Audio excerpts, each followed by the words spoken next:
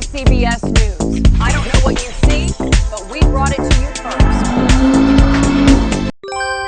Welcome back to ICBS News. I'm Jen Sparks, sitting with my flashy co-anchor, Tasha Green. Gun-toting koalas, mandatory group sex, and spiritual methane. You won't believe the bullshit we have for you today.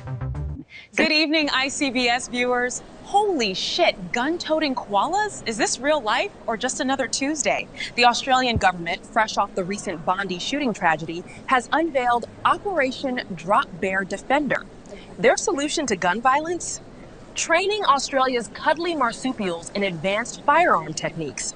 Because apparently we've exhausted all other options. Sources close to the PM assure us the koala's natural camouflage and surprising grip strength make them ideal sharpshooters. And let's not forget the cuteness factor, which they claim will disarm any further debate. I mean, who argues with a koala? Besides a eucalyptus tree, I guess? Yeah. For more on this unfolding development, we go live to our man on the ground, Truth Washington. Truth, are our furry friends really ready for combat? Or are we just arming a national icon with an existential crisis? Tasha, the koalas are surprisingly adaptable. I'm here at the top secret facility, and what I'm seeing suggests these aren't your average tree huggers. They're fast, they're quiet, and their instincts for target acquisition are frankly terrifying. One trainer told me it's the combination of primal hunting skill and the sheer, unblinking focus of a creature that sleeps 20 hours a day. When they're awake, they're on.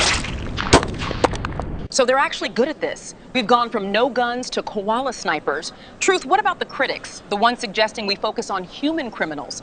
Oh, they're here, Tasha. They're just quieter now. Hard to argue with a government program when its star pupils can hit a gnat from 500 yards. And they only accept eucalyptus leaves as payment. Makes the defense budget look surprisingly lean. Because nothing says tough on crime like outsourcing law enforcement to a sedentary marsupial. Truly, we live in a golden age of policy innovation, proving once again that truth is stranger than fiction and often much furrier. We'll be right back. Get a free Chrome Banana with your Pro subscription to Corn Hub.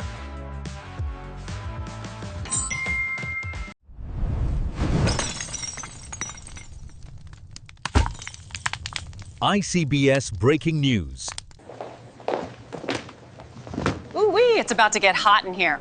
Forget data breaches, folks. A new hacking threat is far more insidious. This holiday season, your Corn Hub viewing habits might become dinner table conversation. The scattered lapsus hunters stole premium user data. But they're not asking for money. They want public humiliation. Imagine your smart speaker suggesting Elmo's furry adventure during Christmas carols. Or your smart fridge displaying a big booty Latina watch list to grandma. One user's smart TV even projected their Giantess Domination playlist onto the living room wall. His sister-in-law asked if he was into wrestling now. Another's home AI suggested deepfake Disney princess fan fiction to his nieces. Apparently, Ariel Gets a Job was a real conversation starter. The hackers aren't after your wallet, they're after your dignity. It's the ultimate awkward truth or dare, powered by algorithms. So maybe unplug that smart toaster before Christmas morning. You don't want it suggesting MILF next door recipes, especially if the neighbor's wife is over for dinner. Tired of being kept in the dark, the Epstein Files decoder pen instantly vaporizes redactions, revealing the shocking truth you deserve to know. Good evening and welcome back to ICBS News, where we bravely report on the headlines that make you question reality. Tonight, we tackle the existential dilemma of good vibes. European officials are reportedly reeling after the U.S. presented them with what sources are calling the Methane Manifesto. Apparently, our American energy giants believe their methane emissions should be exempt from pesky regulations because, and I quote, they're a natural byproduct of boundless capitalist spirit. So, not pollution, but patriotism. Got it. For a deeper dive into the DG, we go live to Belgium, where our eccentric cultural correspondent, Cornell Vibes, is standing by the Europa building in Brussels. Cornell, are European diplomats feeling the capitalist spirit yet? Or just the methane?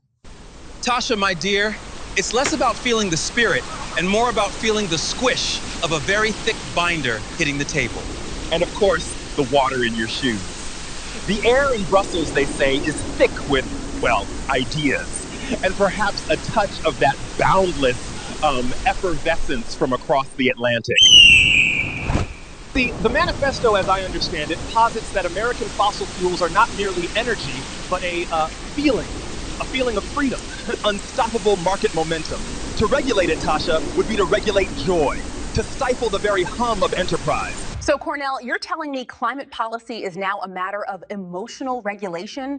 Are we talking therapy sessions for oil executives or just more PowerPoint presentations about optimistic carbon footprints? Precisely, Tasha. The document reportedly suggests that the intentionality behind the emissions is key. If the fumes are discharged with good intentions, with a heart full of free market love, then perhaps the atmosphere simply absorbs it differently, like a really positive thought into the universal consciousness. It's quantum environmentalism, you see? So the answer isn't to reduce emissions, it's to believe harder? I suppose we'll just send thoughts and prayers to the polar ice caps. Thank you, Cornell, for that incredibly vibrant report. Always a pleasure to illuminate the unseen, Tasha. The vibes, they are a-changin'. Or not changing, depending on your manifesto. Damn, this is some squishy methane bullshit. Well, folks, there you have it, living on a vibe. Or maybe not. We'll be right back.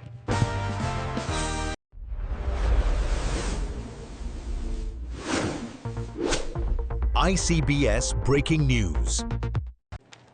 Holy shit, ICBS viewers. Pool floaties just became priority number one. Tensions are escalating rapidly tonight. Reports indicate a serious foreign policy challenge. No missiles, no cyber attacks, just vibes and vinyl. Rubio has unveiled Operation Freedom Flotation Device. This addresses the critical issue of inadequate recreational pool supplies, because nothing says national emergency like a sad pool noodle. Sources confirm the Joint Chiefs of Staff declared a Level 4 Buoyancy Deficiency Emergency, or BDE. Not that BDE. This one squeaks when you sit on it. This follows intelligence failures concerning inflatable duck vulnerabilities. Apparently, our ducks were not prepared for asymmetric warfare or sharp grass. A White House spokesperson, speaking anonymously, stated, "Our national security hinges on the right to unfettered personal aquatic leisure." George Washington did not cross the Delaware for this. Rubio added, "We cannot permit hostile nations to corner the market on durable vinyl or robust air valves," which explains the sanctions on air pumps. Pentagon officials have confirmed 17 immediate deployments involving elite Navy SEAL teams securing supply chains for patching kits, America's finest, trained for combat, reduced to stickers. Experts from the American Association of Pool and Spa Professionals warn of a cascading integrity failure, which is science speak for it popped and nobody knows why. Despite the chaos, officials assure us the Freedom Flotation Device initiative is now fully operational. For now. Now back to you, Jen, before someone declares martial law at a backyard barbecue. Tonight, we bring you a story so wild, so utterly baffling, it makes your uncle's conspiracy theories sound like financial advice. We're talking about a university, a hot tub, and an accusation that has everyone asking, how exactly does one team build their way into a headline like this? Our very own Real Deal Richards is on the scene, where a certain esteemed academic institution is vehemently denying claims of unconventional ticket exchange programs. Real Deal, break it down for us. What's the official word on this? Jen, my friend, the word from the top brass here at this prestigious institution is crystal clear. They're not just refuting the allegations, they're reframing the entire narrative. What some might call group sex for tickets, the university describes as a voluntary experiential leadership immersion program, or VLIP. Apparently, VLIP involves synergy-focused aquatic interactions and interpretive dance sessions designed to foster communal bonding. They also mentioned mandatory optional participation, which, if you're keeping score, sounds a lot like you have to, but we'll pretend you didn't. Mandatory optional. That's a new one for the HR handbook. Mm-hmm. And these aquatic interactions, are we talking synchronized swimming or something more splashy?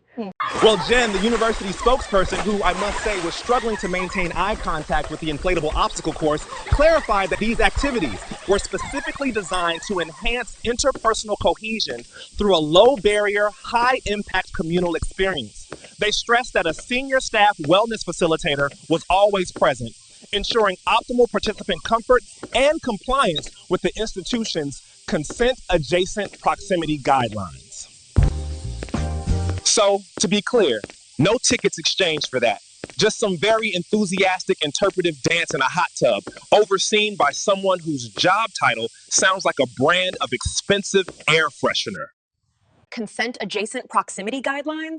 I'm writing that down for my next office party. Yeah. Real deal, you're telling me this entire situation from the hot tub to the tickets was merely an exercise in radical transparency? Wow. Jen, the university insists this was all about fostering a vibrant, supportive community where students feel empowered to engage in holistic wellness initiatives. They say it's about breaking down barriers and building bridges. You know, literally, over a hot tub. With tickets to a game as, I quote, a purely coincidental token of appreciation for their spirited, high-energy participation. So there you have it, folks. Not a scandal, just some very enthusiastic team building. And if you ask me, when a university goes this far to deny something, they're usually just accidentally confirming it in corporate euphemisms. Back to you, Jen. Well, there you have it, folks. College campuses, hot tubs, and splashy group activities optionally mandated. You heard it here first. We'll be right back. That's all for today. As always, I don't know what you see, but ICBS will return. Another day, another pile of bullshit, right? Let's get out of here. I've got subscriptions to cancel. Hey, Truth Washington here. Thanks for watching. There's plenty more bullshit where this came from. Hit like and subscribe, and we'll keep you notified. They shot me in the ass. This is some bullshit.